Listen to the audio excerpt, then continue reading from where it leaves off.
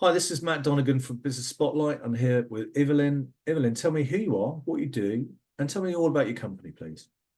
Hi, Matt. Thanks for having me. I'm a chartered management accountant. I have about 15 years experience in the field. And yeah, I do accounts, taxes, and management reports for small businesses, mostly in e-commerce and our technology startups. Okay. And what made you focus on e-commerce and technology startups? It's actually just happened when I was starting business. I was approached by someone who needed a research and development claim made for him, and I did it. They were happy with the service. They recommended me to a bunch of other tech entrepreneurs, and I did a lot of those. And that's actually how I started my own business. At that time, I was employed by another accountancy practice. They were not working with tech companies, but it's just so happened that it grew with word of mouth. And e-commerce and technologies, they are connected in a way. A lot of e-commerce, they use the latest technology on the market to promote their shop or to optimize it. So it just so happened that I kind of naturally moved into that field as well. Okay. So there's some really interesting points around the finances of e-commerce business and technology. If they're in SaaS, they've often got high multiples once they reach traction. With e-commerce, if they're looking to exit, they might have quite low multiples. Do you work with those businesses in order to improve their valuation for exit, or are you really focused on the day-to-day management reports and financial analysis? No, I never actually worked with someone whose goal was to exit the business. We were always focusing on growing it and expanding to different markets as well with e-commerce. But I've never worked with someone whose goal was to start a business, develop it to a certain point, and exit. It was just my focus was developing a plan of a financial growth and helping the owners to achieve it. Yeah, okay, that's great because a lot of businesses have sometimes got their eyes too much on the horizon and not the day to day. And your role is obviously giving them guidance and structure on the day to day management of it. Do you find that there's a lot of parallels between all the tech startups or the technology businesses that you work with in terms of their financial structures and reporting? Or is it each company is very different in its own right? They are different. Each company is very different, and what I find is actually, and it kind of makes sense. Each company and the way it develops and grows depends on the owner and their approach to the business and to life in general. I find that if they're more structured, more organized, and they have more self-discipline, their company is growing a lot faster than if they are focused more on the creative side and developing the product and are ignoring some of the chores in business. Let's say. Yeah, okay, well, which makes perfect sense. Do you find that when you're working with the tech startups, is it a healthy mix of entrepreneur and technician? Or do you find that you deal with more of an entrepreneur mindset, as in someone who wants to generate a profit from solving people's problems, as opposed to someone who's come from a technology background, who's had a bit of an idea, but doesn't perhaps have the entrepreneurial drive? Is there balance to that? There is a balance, and yes, a lot of people who start in technology companies naturally they come from pure tech background, but starting their own business, they adapt quite quickly and become more entrepreneurial, not just tech savvy geek. Yeah, they adapt and also they use a lot of networking with other tech companies, and they exchange information and experience a lot, and that helps them. Yes, there really is a good mixture, because it's necessary to have a business. It's not just developing a product and leaving it there. You need to test it. You need to check if it's viable, if it has market for it, and then you need to market it, find investors. It's a combination of skills that are needed. Okay. So that's working with other companies. How about your company? So you started business from demand for a particular sector. How long has it been running now? My company will be 10 years in a few months. Yeah. Wow, 10 I years. started in 2014 in June. Wow. How's the journey been for you? Has it been slow and steady growth? Has it been a hockey stick? Tell me about your journey. Yeah, it's been up and down really. At some point, it was growing really well and really fast, too fast, I would say. Then I had to downsize a bit just to focus on customer service, because at some point I grew rapidly and I wasn't prepared. I didn't have the systems and procedures in place to ensure that everything is taken care of, and to maintain the customer service level that is expected and needed. So at some point, I had to downsize a bit. This also involves staff members. You need to have the right staff to train them in the right way to my systems and the way I work. And yeah, then it was growing again, and then my business was affected by Brexit, because I had a lot of people trading with Europe, and then they lost some work.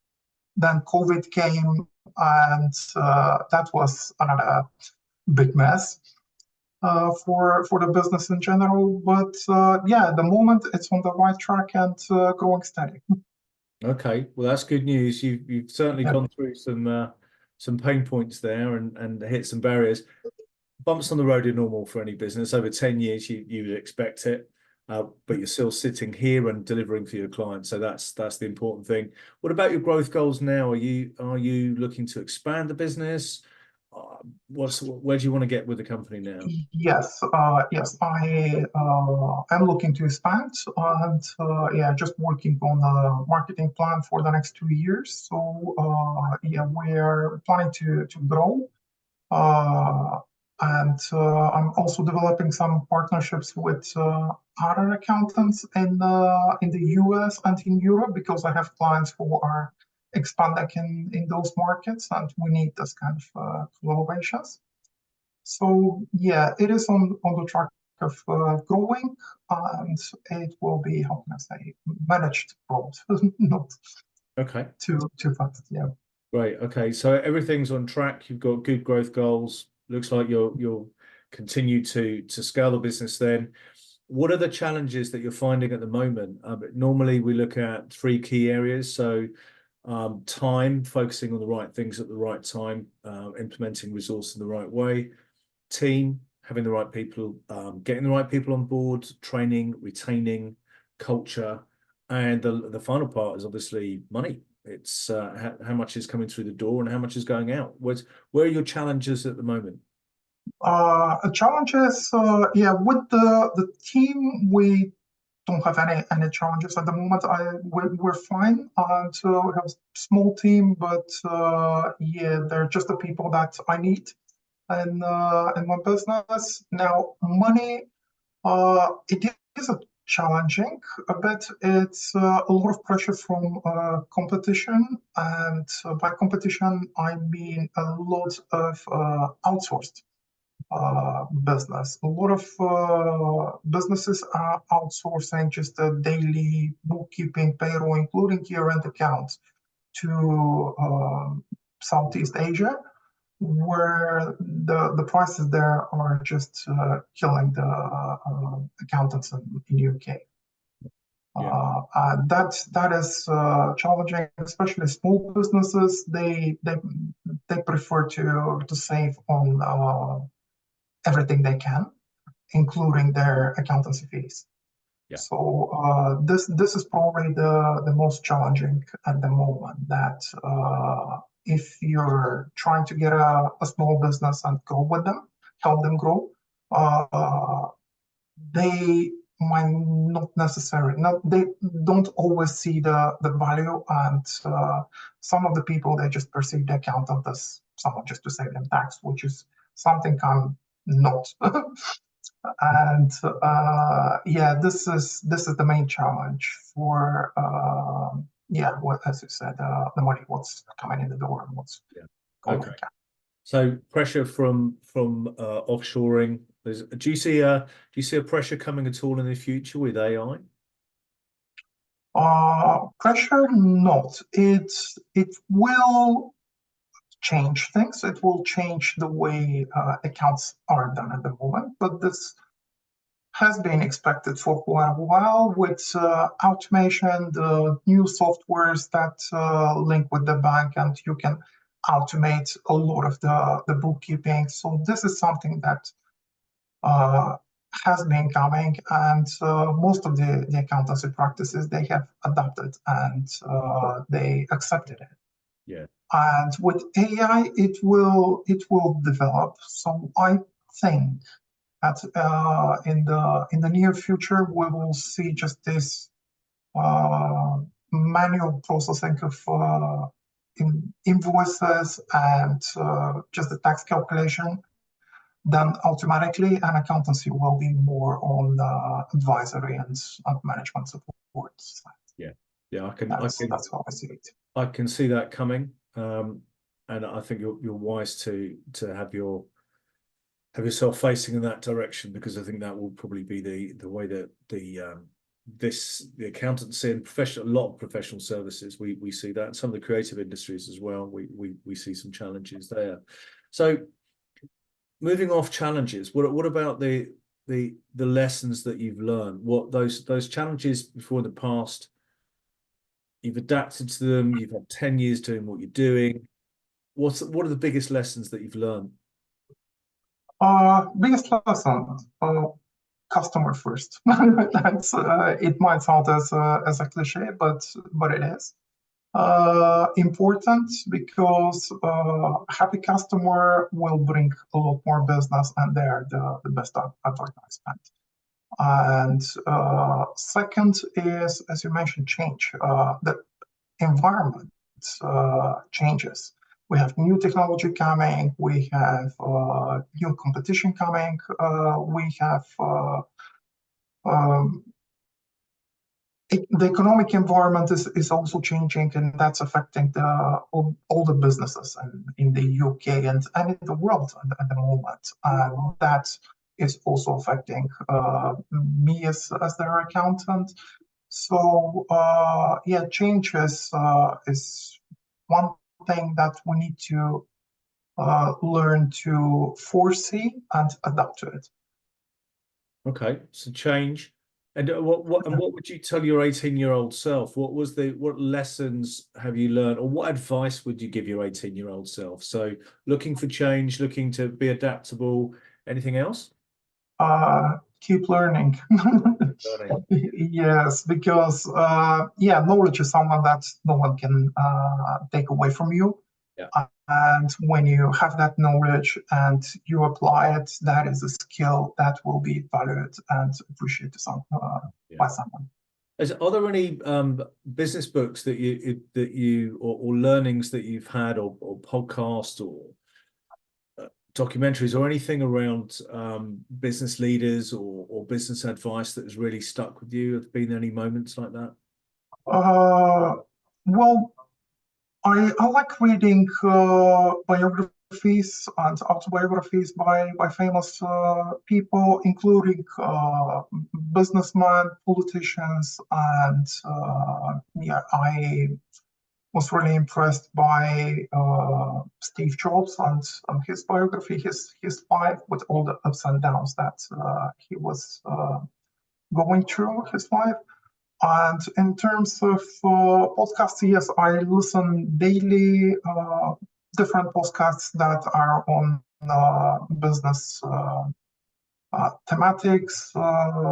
I listen to the Diary of a CEO, obviously, and Enterprise Nations. They have a good podcast as well from founders that have grown their business to a certain level. Excellent. Steve Bartlett's books are really good, actually, and of course his Yeah, quite motivational, yes, as well. Yeah, very, very astute, very focused.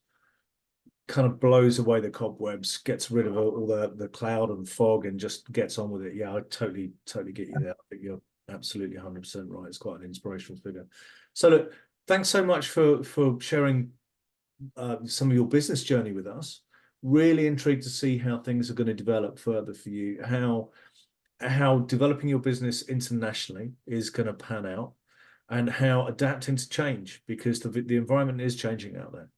So adapting to change, really looking forward to seeing how you develop your business in the future. So thanks so much for your time today. I really appreciate speaking with you today.